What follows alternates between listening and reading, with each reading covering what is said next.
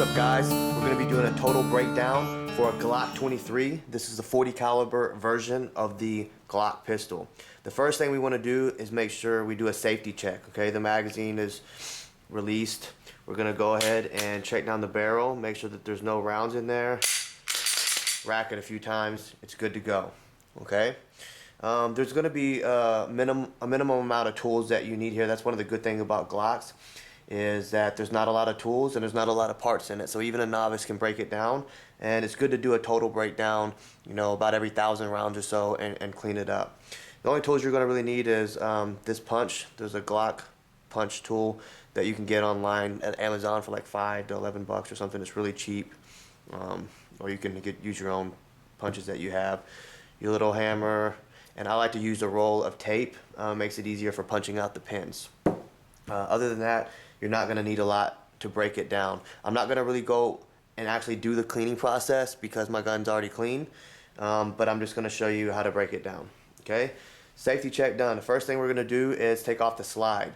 So what you're going to do is take your thumb right here, and you're going to curl your fingers over the top, and this is going to allow you to pull the slide back as you compress that and pull down these two levers on each side of the pistol. So when you do this, you're going to pull it back, pull these levers down, and then move the slide forward, and it will come right off. Okay, if you have trouble with doing that, it's just because the trigger hasn't been pulled, and you need to go ahead and dry fire the pistol, and the slide will come sliding right off. All right, when you place your different parts down, I do this as a habit. I place them in the order that they go in the gun, so that I always remember and where they are, but I always know where everything is. But it's extremely important that this is the first few times that you're doing it, because you may mix up the pins or something like that.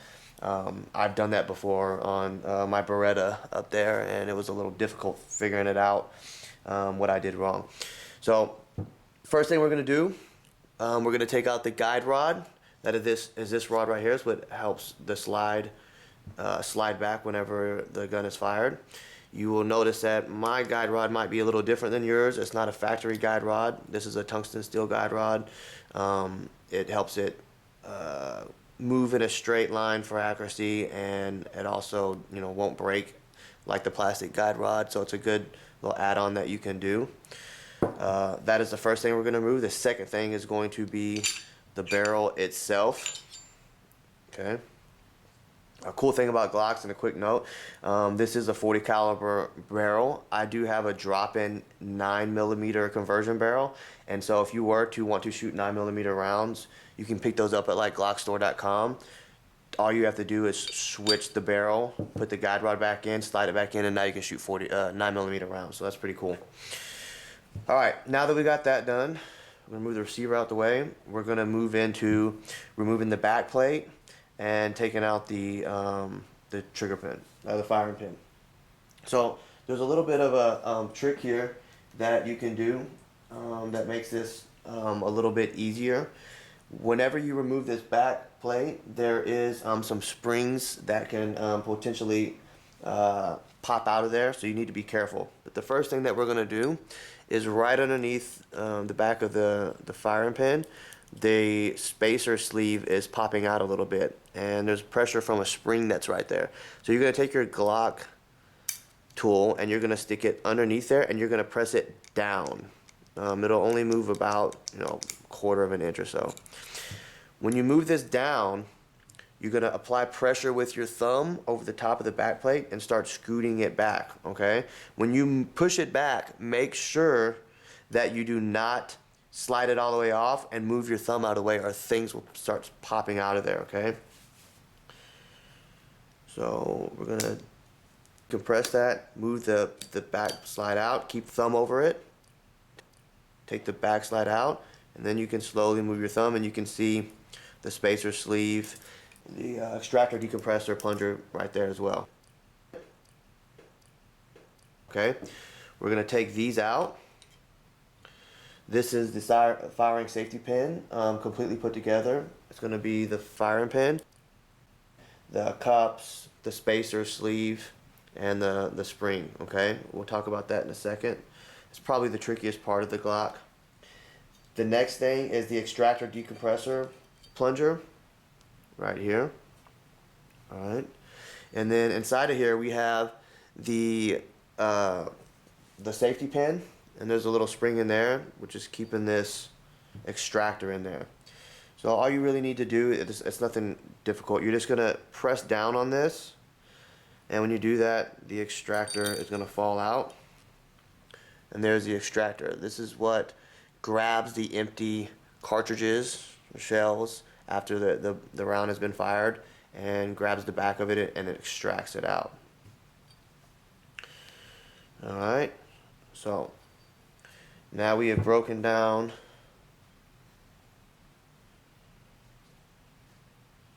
those pieces. The next thing that we need to do is break this down, okay?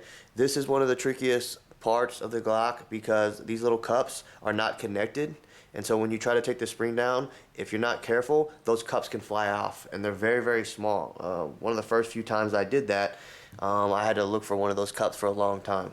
So I found a little trick that works really well.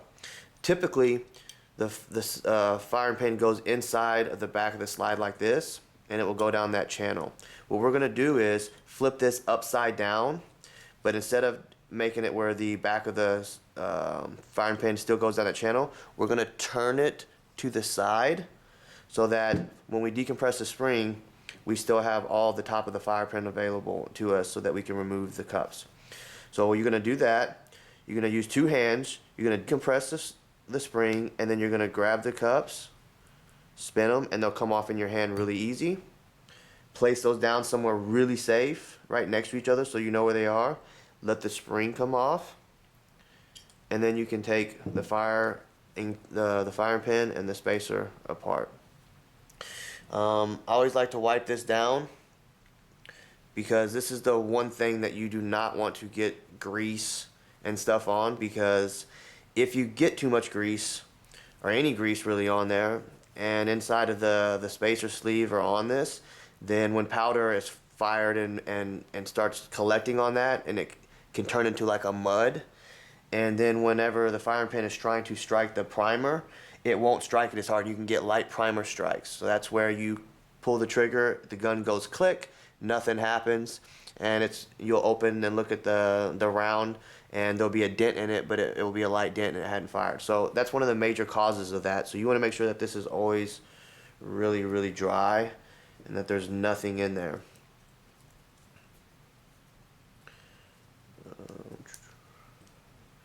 I just like to use the Glock tool and kind of just stuff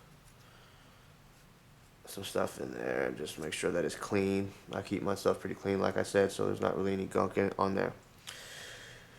Okay, so now that is taken apart and cleaned. Put the cups back over here, and the spring with the spacer sleeve, and the slide is completely broken down.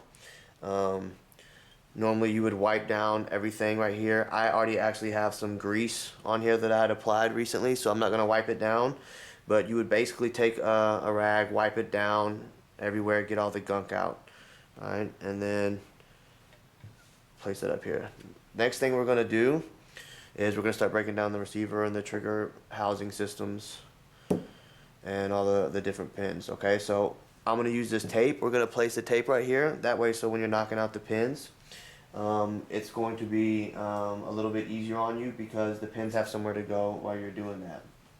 Alright, so the first thing we're going to do is we're going to knock out the trigger pin. It's this one right here where the trigger is. Place your punch there and just tap it. It'll come out pretty easy. Place this again on the bottom.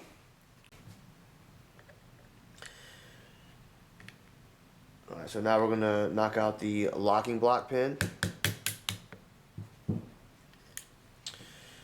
This keeps the locking block in place, but it...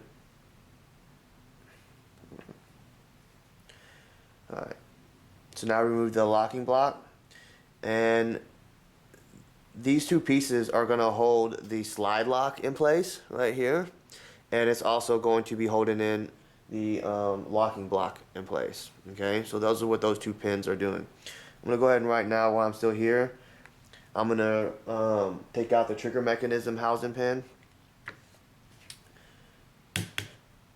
This is basically what's holding your trigger housing system in there. So I'm gonna go ahead and take this and put it at an angle so that I remember where that goes.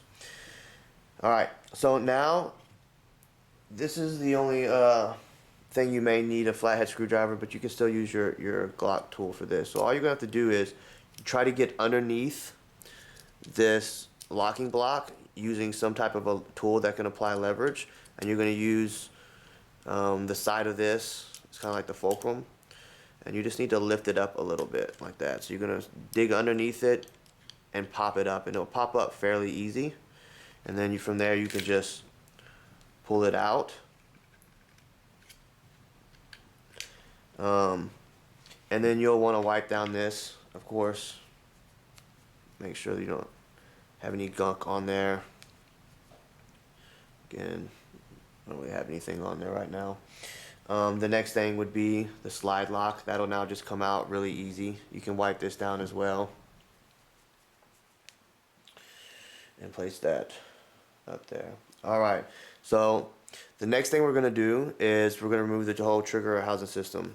This is where if you'd want to do change out connectors or things like that to get a lighter pull, this is how you would do this. So you're going to pull out the trigger housing system. It is going to pull out completely now because you removed this pin. Alright, and so here's that. There's a little bit of a trick to the next part, but it's not a big deal once you get used to it. All you're going to do is basically, if you can tell right here, this kind of looks like a cross, okay, right here, and the right side of that cross is actually lodged into this little slot right here, and you need to get that out, okay, and underneath this is a spring. All you're going to do is press down and then kind of out and just kind of wiggle it out like that. You'll just kind of move it back and forth until you can kind of feel it. The more you do it, the more you'll get used to it. And then to put it back in is the same way. But basically, all you do is just twist it out, okay? And then kind of leave it there. If this trigger bar pops off of this spring right here, it's not a big deal. You just need to put it back on. In fact, you can actually replace this string for like a spring for like a competition spring, and it will give your trigger a smoother return and stuff like that. They have those on the Glock store as well. If you look right here, here's the connector right here. This is what gives you the trigger pull. The default for the Glock is a 5.5 pound trigger pull. I changed it out for a 3.5 pull.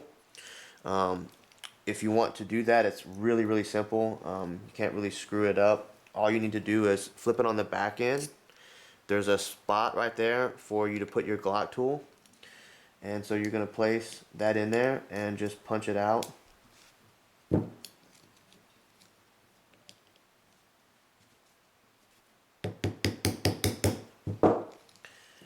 And it will pop out for you, and then all you do is put the new one in there. Putting it back in there is really simple. It almost looks like an Allen wrench. You put the top right back in the slot that it goes, and you can see that it's cut out to show you exactly where it goes, so it's really hard to screw that up. When you're cleaning and you break all this down, you would want to wipe under there and clean up everything, get all the gunk out of there. But like I said, I don't need to do that right now because I've just done it. When you place it back in there, just push it until it levels out. You might feel like a little bit of a click, but basically it just levels out. Alright, and then to return the trigger bar into the correct position, you're going to put the spring into the little housing area, turn it so that the right part of that cross can clear the little area, and you're going to twist it back in there, and then it's back together. And so that's basically it. Your Glock is now completely broken down into all of its pieces. Okay.